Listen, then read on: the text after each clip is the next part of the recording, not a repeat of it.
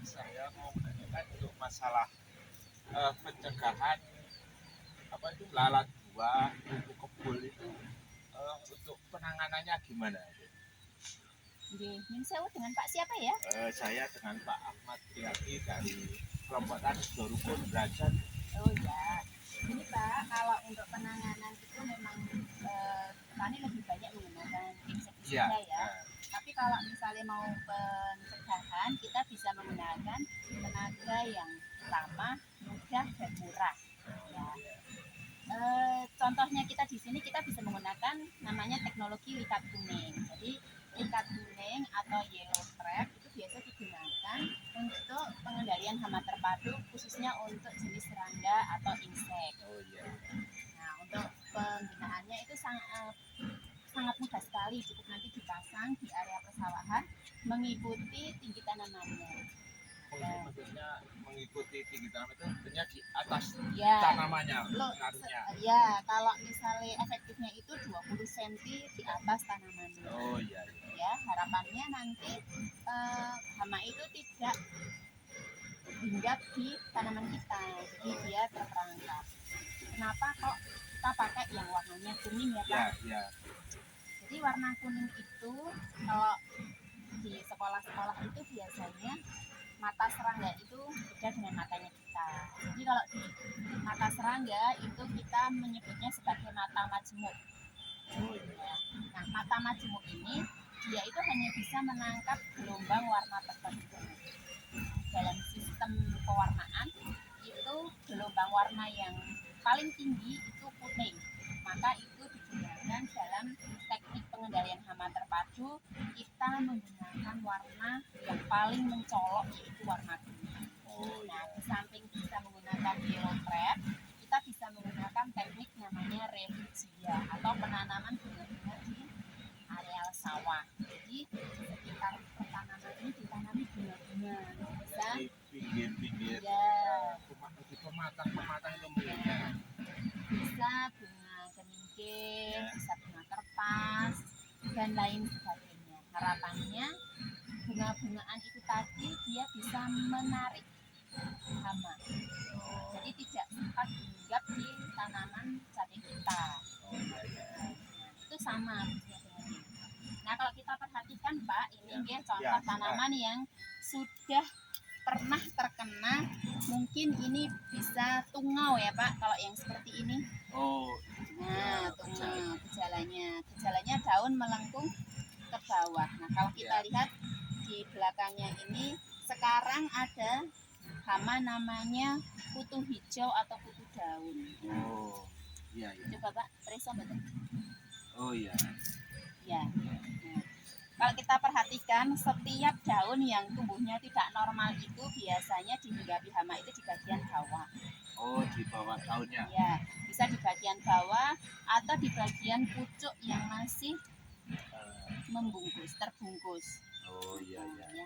Maka untuk pengendalian apabila kita menggunakan insektisida kimia, kita bisa menyemprotnya di bagian bawah daun atau di bagian tengah pucuk ini, karena areal-areal itu merupakan tempat persembunyian bagi insektisida. Iya.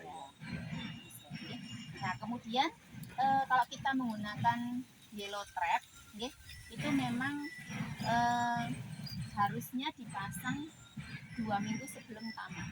Maksudnya kita sebelum tanam sudah dipasang untuk pencegahan. Ya, agar supaya contohnya di sekitar sini ya Pak, itu tanamannya kan sudah tua. Ya. Nah, biasanya tanaman yang sudah tua itu mempunyai kondisi lingkungan yang hama untuk berkembang biak itu sudah tidak optimal. Maka jika ada tanaman muda, mereka akan migrasi ke lahan dengan tanaman yang masih muda dan masih sehat. Biasanya seperti itu.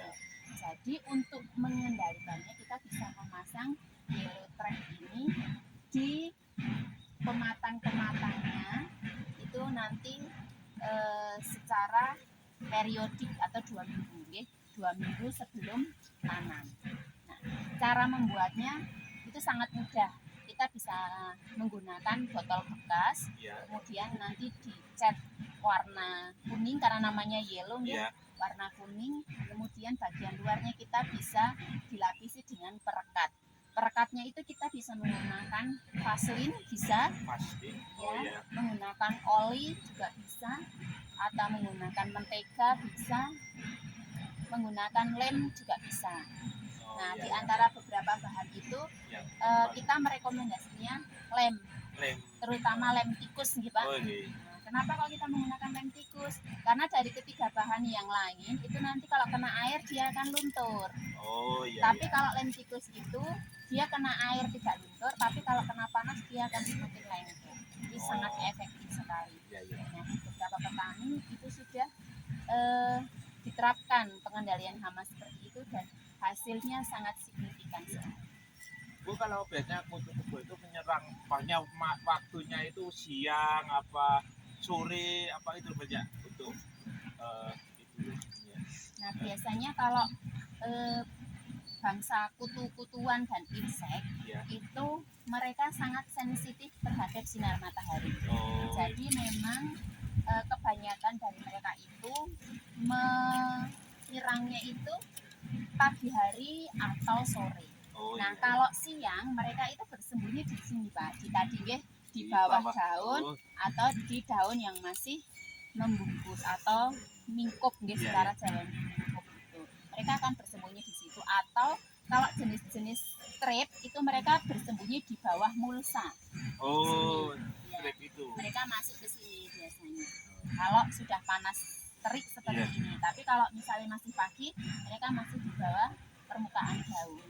Maka untuk pengendalian menggunakan insektisida, baik itu insektisida nabati maupun insektisida kimia, memang kita merekomendasikannya itu pagi hari sebelum jam 9 atau sore setelah jam 9. Oh iya. Sudah cukup ya Pak? Ya, cukup. Yes, Terima semoga kasih. bermanfaat Ya. ya.